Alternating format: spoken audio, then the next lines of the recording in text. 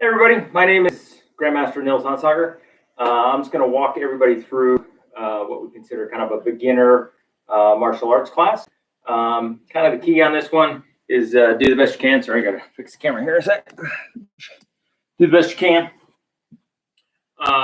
Don't work overly hard if this is your first class, but this is really designed to be a beginner class. In other words, a class for people that are true beginners to martial arts or true beginners to martial arts in general. Okay? And I'm going to cover a couple of different things. Okay? First, a little bit about myself. I own Black Knight Martial Arts. I've been teaching martial arts for, I guess, about 30 plus years. I got into martial arts back in the 80s, specifically a martial art called Hapkido, which is kind of a practical self-defense martial art. Over the years, I've gotten the opportunity to work some in Taekwondo and Aikido, Jiu-Jitsu, ninjutsu, a lot of weapon work over the years. Kind of on the practical side, I was a bouncer for a number of years as well. I'm not that big of a dude, so I wasn't one of the big bouncers, but rather one of the other kind. And really gotten an opportunity to work in a bunch of different martial arts with a bunch of different martial artists. And really, martial arts is one of those cool things that I've gotten to do in my life. Currently do Hapkido full time, but recently taken up also Brazilian Jiu-Jitsu just to get to be a student occasionally. So just kind of my background. We're going to start with a little bit of a warm-up. Again, do the best you can. Don't worry about going too fast. Just work what you can. So we're just going to shake our wrists a little bit, try and get our joints kind of warmed up before we get started. Good. Now we're just going to make circles. Again, you can go fast, you can go slow. Just really try to get your elbows to work or figure out what's not working in your elbows. Let's go the other way. Let's take a bit of a stretch. Good. Now you're just going to give yourself hugs. This is really for your shoulders. Just kind of warm up your shoulders a little bit, but also I always tend to use these things to figure out what's not working today or what is working today and what's kind of changed. Okay, so that's kind of how I view basic warm up is. I think this came, back in the 90s. I learned this. Go ahead, stretch your neck.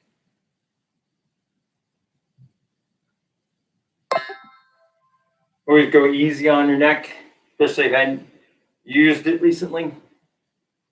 Front to back. And side to side. Good. Now we're just going to rotate our spine. Do the best you can. You can rotate more or less depending on where you are as far as fitness. And stretch it out.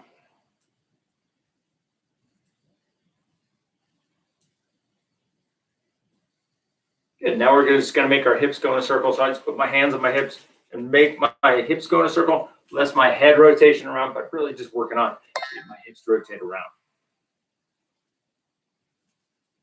Nice circles.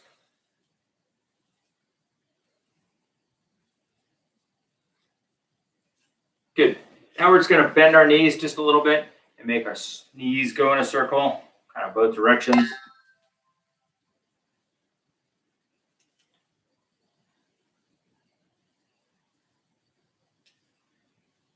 Again, rub your kneecaps.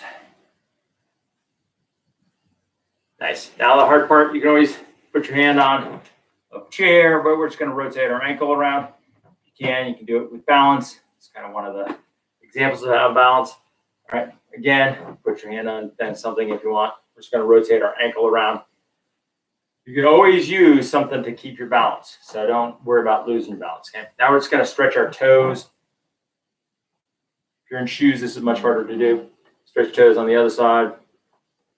Just stretching our toes a little bit.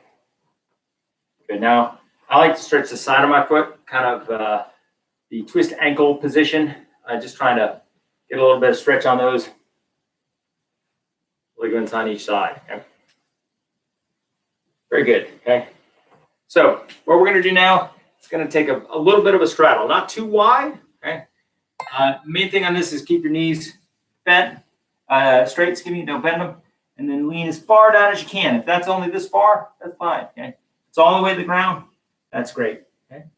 Stretch. And now we're going to go all the way up. Okay. Very good. Now, kind of the goal is to stretch down one leg and back up again. Stretch down the other leg and back up again.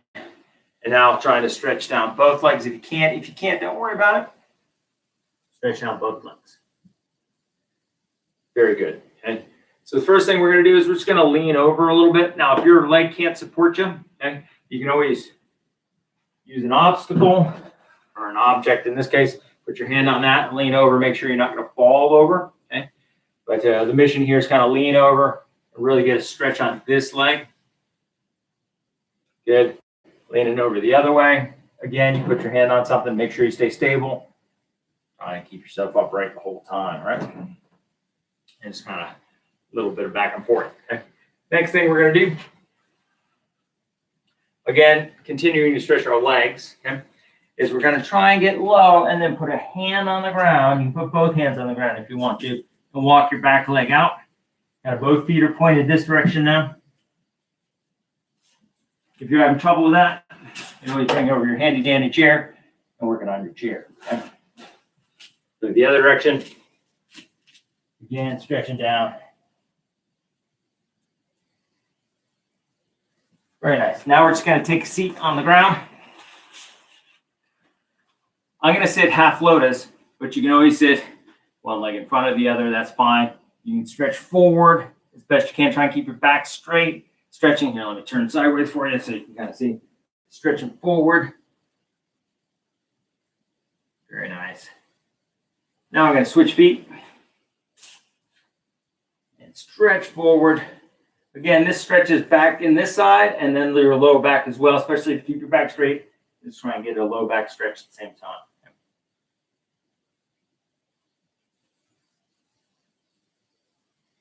Very nice. And then just put your feet together. Okay. So this is a butterfly. Sometimes people's knees are up and high because they lack inner thigh flexibility. Some people can get flat. Wherever you are, okay?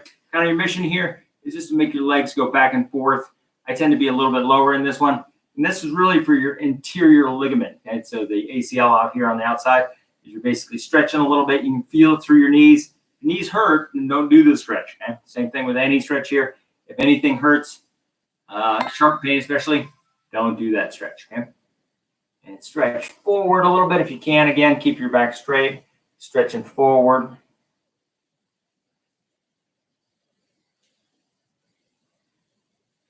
Very nice. Now we're going to send the leg out, okay? And we're going to put a leg in, okay? So again, this is just a basic stretch. If it's hurting, you can always put your leg a little further away. I tend to tuck it in pretty tight, and I'm trying to stretch forward again, keeping my back straight, stretching forward. You can grab your shin if you need to, or your foot, or your toes, whatever stretch point you're at. Okay? Let's just switch sides. And stretch forward. Yeah, stretching. Okay? Just like that. Okay? Take your time. If anything's hurting, obviously go ahead and pause or don't do that particular activity. Good. Now I'm switching again. I'm going to put my leg on my other leg. Okay? So toes in the air if you can, or wherever they happen to sit. I'm going to take this hand, put it over my leg, and just bounce a little bit. I like to bounce this one mostly for hip flexibility and for my knee. Okay? And now we're going to stretch forward again. If you can reach your leg, that's great. You can reach your toes, that's better. We're just trying to stretch forward. Okay? Let's switch sides again. Leg on top. Just a little bit of bounce. If you can't do this stretch, that's fine. Okay? I just like to keep my joints well lubricated, I guess is the right term. So I keep them moving. Okay? And then stretch forward. Just reaching out for your toes. Okay? Now, I believe very strongly that everybody is capable of doing some martial arts. And the cool thing about martial arts is no matter what martial arts you're doing, you're going to get some workout in it. And that's kind of the key, is it's a way to, I won't say cheat and get a workout and learn something, but it's really kind of a mix of both exercise and kind of a skill. So it engages your brain, engages your body, and later on it engages your spirit, your heart. soul, whatever you're talking about as far as the kind of metaphysical stuff, okay? Self-confidence, those kinds of things. Okay? So exercise-wise, we're going to do what we call a Tabata set. Now, Tabatas are based on a guy named Tabata, and the goal is you're going to do a certain number or certain minutes of exercise, and then you get a rest, and then certain exercise and then a rest. It's not high-intensity HIIT training, but rather low intensity in this case, because we're going to do low-intensity exercises for Tabata today. We're going to do 1 minute of exercise followed by 20 seconds of rest. Now, go at your own pace. Don't rush. And as always, stop if you need to. Okay? If you're getting tired, if you're getting sore, if you're getting any kind of pain going on, just rest. Just take plenty of rests. Kind of the key on exercise is you got to get some exercise to feel better about exercising, and it kind of builds. And as I often say, enthusiasm follows effort. So you need to put the effort in first to get enthusiastic about it later on. Okay? You will never be enthusiastic about going running 50 miles or 2 miles or running at all if you don't put in the effort first. Okay? So that's kind of the mistake everybody makes. And I'm going to basically start a Tabata timer when we're ready. Okay? So the first thing we're going to do, the reason I have a chair here, is we're going to do incline push-ups. Okay, so incline push-ups are considered much easier than actual push-ups because you're reducing the amount of body weight. So you can do them on a counter. I'm doing them on a stool. You can do them on a chair. You can do them on basically any surface. But the goal here is you should be able to get 10 on whatever surface you're working on. Okay, so when I'm doing inclines, I'm going to use a stool here because it's good height for me right now. I'm actually recovering one of my arms from not an injury necessarily. I woke up and had a pinched nerve, and that's what I'm recovering from. So kind of the mission here is you're just going to go straight down and then come back up again. Now we're going to do this as a Tabata, which means there's going to be a lot of time to do this exercise. There's no rush to drive through it fast. And again, you're going to have a minute followed by another minute. So plenty of time to get this exercise. Okay. Next one is sit-ups. So we got a very specific way we like to do sit-ups, specifically so we don't hurt our low back and we don't cheat at the same time. I'm gonna get a couple of pillow out here so I can cheat, because there's a couple of different ways you can do sit-ups. Okay? So sit-up variant number one is the way we kind of do sit-ups as martial artists. I tend to put my hands in the air. My shoulders never touch the ground, and I sit up, knees bent. Okay, and this really helps protect my back, and I'm never uncurling and then throwing. Okay, now you can just hear my back pop when I do that. So again, down, shoulders never touch the ground, come back up again. Those can be tough for some folks if you haven't done sit-ups in a long time. A cheat, or a way to kind of work through it, is if you're here and you can't sit up, grab your leg, pull yourself up, and that way you can get some arm out of it as well. Okay? So that's one way you can definitely make the exercise work for you. Okay? Another one is you put a pillow right behind you. Okay? So when I lay back, I don't have to lay back all that way, and I'm sitting back up again from what we consider kind of half a sit-up. Okay? So I like to always put my hands in the air, and then I sit up from there. Okay? And that's pretty easy to get a pretty firm pillow behind you and kind of support your back. What I'm not doing is I'm curling over the pillow. I'm not trying to get an arch out of my back. Okay, so I'm just using the pillow to short my sit up and have something to lean on if I'm having trouble or difficulty. Okay, so that's kind of the second exercise we're going to do, is sit-ups. Okay, next one, a basic squat. Okay, so depending on how good you are, a basic squat is where your knees bend and your butt comes out and your body stays up. And generally you want to be looking someplace on the wall when you're doing it, so your head stays up. I don't want to be looking at the ground and I'm not bending my back. Okay, I'm using my legs to do it. Now, if you have trouble with a basic squat, it's where your handy dandy chair comes into effect. I work my basic squat and use my arms a little bit to help me back up again. Okay, so again, out and back up. And that's going to be our third exercise, is a basic squat. Okay, basic squat. Okay. Next, we're going to do a little bit of leg movement. Okay, it's called a Heisman. So a Heisman is kind of like the Heisman Trophy.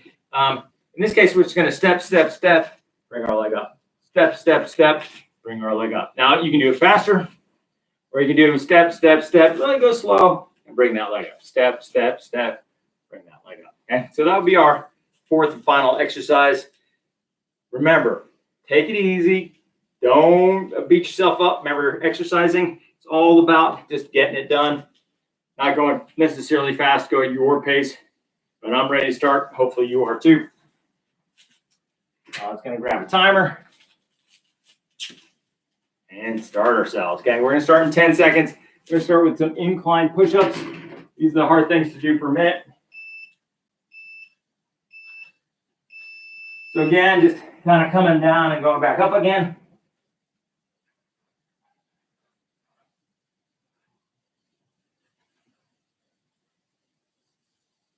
So I'm starting to feel that. So I'm going to switch over to something where I'm just doing inclines, not quite as far. Okay, a little bit of wall you can do the incline off of.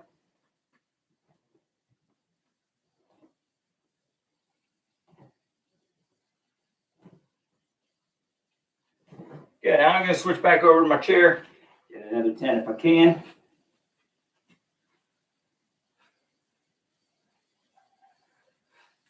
Remember, chair sideways. You always get a wider chair.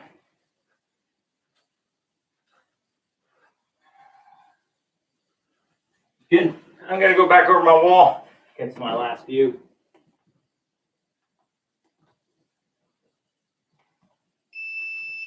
Good. So the next thing we're going to move on to, sit-ups. Okay?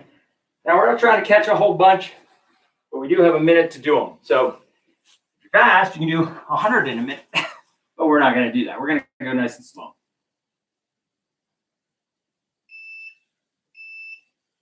Good. So arms up if you can, and sit up.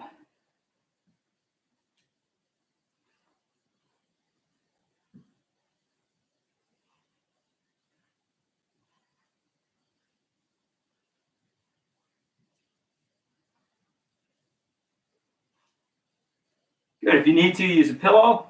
I'm going to go a little faster on my second set of 10.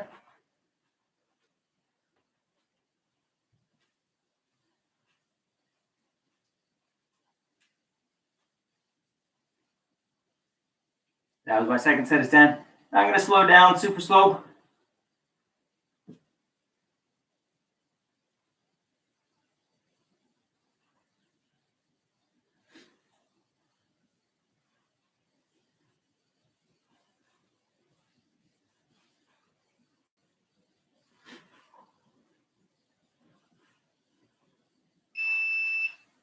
Good. Got my second set of 10. Next thing we're going to do, basic squat. So if you need a chair, grab a chair. Remember, find a spot on the wall. Look at that spot. It feels strange because your butt goes all the way back, but that's the mission.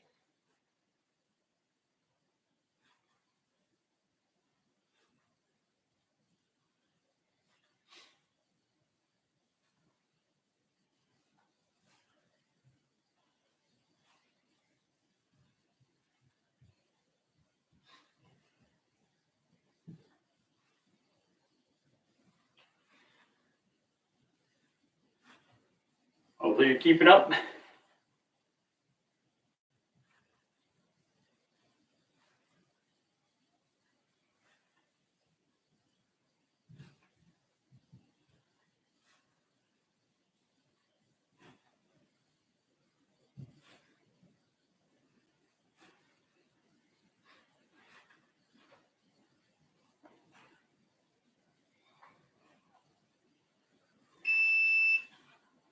Good job. So the main thing on that one, make sure your foot stays on the ground, doesn't come up.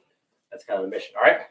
Next one we're going to do is 1, 2, 3. And so I'm just going to move my chair out of the way. So beginner version, and then we can ramp it up from there. Good. So you're just taking 1, 2, 3, leg up. 1, 2, 3, leg up. 1, 2, 3, leg up. 1, 2, 3, leg up. I can always have a wall in front of me, working on a wall.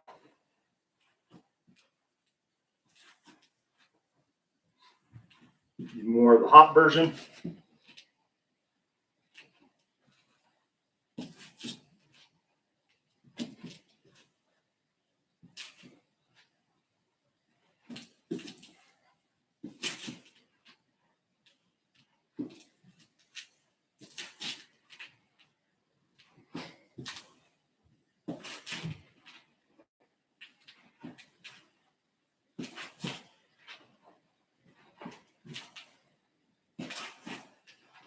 just to get your heart running a little bit. Just if you're out of breath, take a break. Okay, good work, everybody. So it's a half at the bottom. It's probably enough for today. Kind of the key thing on exercise is just doing it until it just becomes, as we say, if you don't use it, you're going to lose it. That goes with flexibility, strength, things like that. Okay. So first thing we're going to cover, or I'm going to cover, is a fighting stance. Okay? So for us, a fighting stance is really kind of the optimal stance in which to avoid getting hurt. Okay? So in this case, my feet make a letter L, stepping out, both knees are bent. One hand comes up right in front of my face. The other hand is sitting over my belly button. Now, I tend to tuck my thumbs. I don't stick anything out. I tend to tuck my fingers, tuck my thumbs, and got a good, clean fighting stance. Main reason we have a fighting stance is it's hard to hit the middle part of my body. When you're standing forward, all the soft, gooey stuff is in the middle, and it's easy to hit. When you turn out, you don't have that problem anymore. Okay? And we've seen modifications where kind of turn in a little bit or turn in just a hair. Every kind of martial art has its different variant or slightly different variant. You know, boxers are less worried about their groin, so they'll square up a little bit. Whereas in self-defense, you got to worry about everything, right? So that's a basic fighting stance. Again, our knees are slightly bent, not standing upright and rigid, okay? That's really just to protect your knees, okay? Give your legs a little bit more workout, but always protect your knees. So that's a fighting stance, okay? Now, we have the I don't want trouble stance, which is the self-defense position in which I don't want trouble. Okay? Now, I'm under arrest, but I don't want trouble. So my hands are up and ready to block either side of my head. I'm in a fighting stance, lower body. I'm not turned out now. I'm kind of turned a little bit in, but I'm really sitting at 45 with my hips. And my feet are absolutely in a fighting stance. Okay? You can see. And this allows us to do a lot of things from here, whether it's punching or getting ready to throw or joint locking or really double block. So no matter what the person's going to do, it's the I don't want trouble. And you have universal stop signs sitting up there so that you are kind of giving the psychological cue that you don't want trouble. Okay? Double out. Okay? Now, if I was dealing with weapons, I may bring my ribs in a little bit. Bring my elbows in to protect my thoracic cavity and my ribs. But again, this is a beginner, so I don't want trouble. My hands are a little bit forward and always bent. I'm not sitting at 90 and I'm not all the way out. Okay, so I'm just a little bit bent. You can see they're just about head height so that I can block either side. That's the I don't want trouble stance. We'll do our techniques from kind of both, just give you an idea. Okay. So first thing we're going to work, basic punch. Okay, we'll consider front punch or jab in boxing terms. And we punch vertically versus horizontally. The problem with a horizontal punch is your wrist tends to buckle if you don't have much strength in it. So I can throw horizontal punches all day long, not a big deal. But if you're just starting out, vertical punches make all the difference. And again, vertical punches, as far as getting damage or doing the hard shots, you can definitely get a hard shot with a vertical punch with no issues. Okay? So again, we're hitting, let's kind of walk it in for you. We're hitting with these two knuckles, okay, the first two knuckles. Okay? And I want my wrist to be rigid. I don't want my wrist to be flexed in either direction. I want them nice and rigid. These knuckles kind of go straight up my forearm to my elbow, which is kind of the goal here, straight up, okay? And striking off of that, okay? So what we're going to do is we're going to do front punch, reverse punch. I'll turn sideways. Front punch, reverse punch, just like that. Punch, punch, okay? Now try not to bring your head with your hand, but rather just let your hand go out, okay? Just like that, okay? So we're just going to do 10 one side, then we'll switch sides, do 10 on the other. Here we go. 1, 2, 3, 4, 5, 6. You don't have to punch fast. 7, 8, 9, 10. Now remember, my thumbs are nice and tucked. I always like to keep my thumbs tucked so I don't get them jammed on stuff. Okay, here we go. Ready? 1, 2, 3, 4, 5, 6, 7, 8, 9, and 10. Okay. So the key on these punches, a couple simple things that I do automatically. 1, I don't lock my arm out. It's always slightly bent when I finish my punch. Okay, slightly bent. Okay? That way I'm protecting my elbows, especially if I'm punching air. Okay? Now if I'm punching something, in this case I got a heavy bag here, I don't have to worry so much because I'm going to make sure my arm doesn't terminate straight, It always has a bend in it, and I'm going to impart as much energy as I can on the back. Kind of the key we like to punch with is we want to go to the same point twice. So I'm not punching high-low, but I'm punching in the same place. Because most of the time people will block, and you're going to overwhelm that defense, which is why we're doing double punches right to the same place every time. Okay? So that's really a front punch and a reverse punch. In boxing terms, if you call it a jab cross, I've seen it called many things. It's basically the same. Other thing you want to watch out for on your back punches, I'm not letting my elbow come out. Okay, I'm going straight ahead. Okay, so 1, 2. Okay, I like this. It's a little bit from former martial arts called Wing Chun, which you're making a triangle and you're going to strike the point of that triangle. So when you're punching, you're basically keeping your arms in, not letting them come out. Generally, things that come out have more risk for damage when you hit stuff. Okay? So again, keeping your arms in. That's front punch, reverse punch. Next strike we got is a front knee. Hey, everybody's favorite. So we're going to do the I don't want trouble stance, and then we're just going to bring up our back leg. Now, if you have trouble with balance, don't be afraid to grab a stool or put your hand on a wall. Okay? So you're just trying to get some effort. So I'm going to put my front hand here. Boom, bring my knee up. Okay? Maybe I have a fighting stance. Knee up. Okay? Whatever your balance situation, it's only going to get better as you work. Okay? Just like that. Now without the extra. So let's bring my knee straight ahead. Okay? Sometimes you see people kind of coming around the corner. I'm not doing that. One, it makes me lose my balance. Number two, it's not a straight shot. Okay, so I'm bringing my knee up. And I'm technically hitting with my femur, not my kneecap. Okay, so the big bone that runs down your leg, you're terminating your kick with that, or in this case, your knee with that. Okay, so I'm hitting forward. So I'll just turn so you can kind of see I'm hitting forward. Okay, what I'm not doing is pointing my knee to hit with. Okay, so I'm not pointing my knee to hit with, rather hitting forward. These are pretty devastating. I got a 200-pound heavy bag here. You can kind of see. You drive a knee in. I got to be careful. I'll knock it off the side of the mat here. So I'm just going to knee forward, knee forward, knee forward. All right. So let's knock out 10. Here we go. One side 10. Right? And knee. And knee. Notice my hands come together. They don't go out. They don't go forward. They come together. Knee. 4, 5, 6, 7, 8, 9, 10. Let's switch feet. Work it off the other side. Here we go. 1, 2, 3, 4, 5, 6, 7, 8, 9, and 10. Okay. So that's front knee. Front knee is really effective when delivered to the middle of somebody. Okay? It doesn't matter if you're going for groin, bladder, or stomach. Front knees work pretty effectively. Even if you don't have much flexibility, you can drive front knee into the quads and that, or legs, and that will make a big difference as to whether or not that person remains standing, because you get that Charlie horse effect. Okay, that's front knee. Next one, we're going to work another strike. In this case, kick. We're going to bring our leg up just like it's a front knee. Here, I'll turn sideways. Let's see. And then we're going to let our leg go. And then we're going to put it back.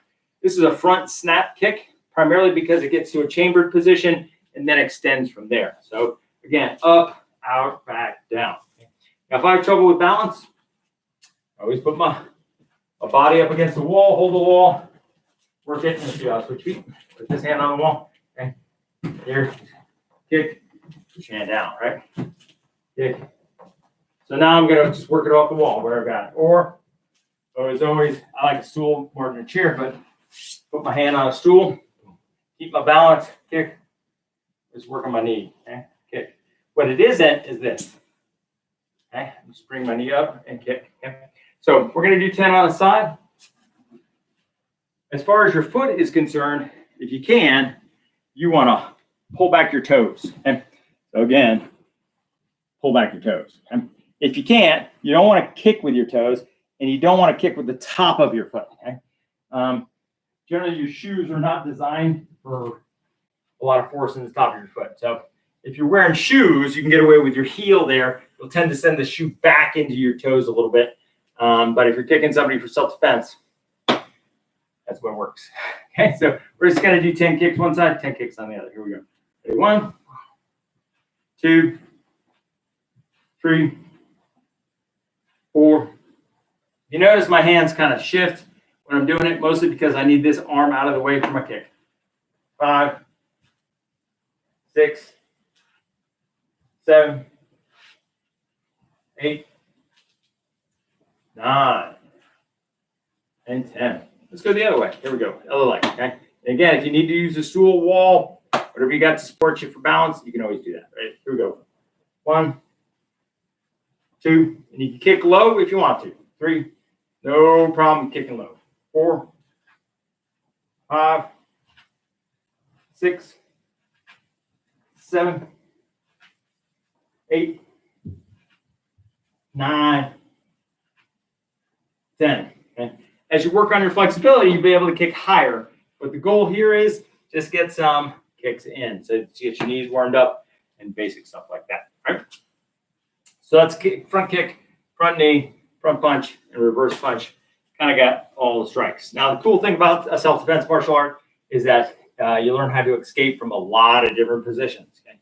A lot of different positions. Okay? And a lot of times we're doing what we consider much more passive escapes versus I'm just punching the person to escape. Okay? And this really is effective no matter your size. We're going to use leverage primarily. So let's assume somebody's grabbing our wrist. We're going to grab our own hand. Boom, turn out. Okay. And one more time. Grab, step back, turn out. Okay. And this works primarily because you're going to go through their fingers, okay? Not through their hand. I'm not pushing through their hand. Number 2, you're using your core to get out. So in other words, I'm grabbing and keeping my core connected. But I'm not doing a grabbing and leaving that arm behind, okay? But rather grab and escape. So let's just do 5 on one side, 5 on the other. Grab, escape, grab, escape, grab, escape. Last one. Grab, escape. Okay? Grab the other hand. So grab here and pull back. Okay? Grab here, pull back. Grab, escape, grab, escape. Now I'm using body weight and core to get out of those positions. Now the cool thing, and the thing that always attracted me to this particular martial art, what's called Hapkido, is that it uses a lot of leverage and science. So an easy way to get out is anytime I can lever out. But the science is no matter how they grab, finger position wise, the out is always in the direction of the open fingers. So it's always in the direction of the open fingers. No matter how weirdly they grab you, you can always figure out how to get out. Even with 2 hands, you grab both, you pull straight up. And the goal there is to combine your core strength with your leverage position. In other words, pulling through the fingers. Okay? So the finger muscles are up here. And the goal is, again, pull straight out of that. Okay? We do lots of different self-defense positions, whether they're grabbing your hair or your hand or whatever. Okay? And we work a lot of ways to escape those positions and get out. Okay? Next thing I'm going to teach you, a little bit of body movement. In this case, we're just going to do what we call an inside body movement and an outside body movement. Now, an inside body movement, taking a little bit step forward and kind of coming around the corner. And we end up in a fighting stance. Okay? Step forward, come around the corner. Okay? So let's just do it alternating sides. We'll do it 5 times. Here we go. Ready? Step forward and around. Okay? Get back to neutral. Step forward and around. Okay? This is called inside body movement. Step forward and around. Step forward and around. That's number 2. Okay? Step forward and around. Step forward and around. That's number 3. Okay? Here you go. Step forward and around. Step forward and around. 4. One more. Step forward and around. Step forward and around. Some of the common mistakes we see in this one is people kind of turning more than they need to, presenting their back to their opponent. And number 2, people taking big steps. What I tend to do is take small steps and slide my feet. Okay? So that's inside body movement. We also have an outside body movement. So inside body movement moves you towards the person. Okay? Outside body movement is a way to gain space and also time. And kind of the cool thing, social distancing wise, outside body movement, I'm sliding my leg back and bringing my other leg to it. Again, ending in a fighting stance. So let's just do 5 on a side, alternating sides. Here we go. Ready? neutral, and then step back, slide. That's one. Step back, slide. Step back, slide. That's two. Step back. Step back. That's three. Step back. Step back. That's four. Step back. And step back. That's five. Okay. Now, one of the cool things about Hapkido is we have a bunch of joint manipulation. Okay. In other words, how to lock somebody's joint up to get compliance. Very hard to practice solo in your basement. Okay. Very hard, because you need a partner to do these right. Okay. And generally, what you're going to do is cause pain or positional pain. Okay. But a common one is an arm bar, in which they're pressing down here, lifting up here, and you get an arm bar done on your arm. Okay. This particular martial art has a number of those joint locks. Okay. As do a lot of other martial arts. And how you manipulate those joint locks is very important. It's not, I'm in the middle of a fight, I'm going to put a joint lock in. It's more, I need to control this person who's out of control. Easy to put a joint lock on them and control them. Okay? And I've done that lots of times back when I was a bouncer. So instead of coming in punching, I come in, put a joint lock on, put them on the ground, and then have a conversation with them. So those are really joint locks, hard to demonstrate here, but this particular art has a whole bunch of them. Okay? So I just want to end with kind of a couple of different things. Okay? Number one, confrontation. Our mission as a martial artist is to avoid confrontation if we can. Okay? And as a bouncer, one of my common ways out was always humor. You know, they'd make some insult about my family, and I just agree with them. Okay? You know, whatever. My brother's stupid. It's like, oh, you know it, you know, or whatever it is. Okay? I just tend to agree with them and laugh it off. Okay? Now, that's not saying I don't let anybody touch me, push me, shove me, put their hand anywhere that it shouldn't be. I tend to just make distance and step back. Again, outside body movement or stepping out. Okay? And getting into the I don't want trouble stance, right? I don't want trouble. And you can deliver punches off of that just as easily as any other stance. Okay? But no one has the right to grab you or otherwise touch you without your consent. So many times people would get up in your face and you just tend to step out of that. Okay? If they continue to, just putting a hand out on their shoulder and or other part of their body to keep them at good distance. Okay? So again, confrontation is one of those things that we all try and avoid. The nice thing about being a martial artist is confrontation is kind of what you do every day. So it's you get used to it. You're not seeking it out, but when somebody gets up in my face, I just smile and tend to blow it off and not have any ego involved in it. Mostly because it's not worth it. You know, it's not worth it. That being said, I don't really let anybody violate me. So, you know, they're not allowed to touch me in any particular way or grab parts of me without my consent. And again, there's easy ways to kind of, I don't have to hit them right away.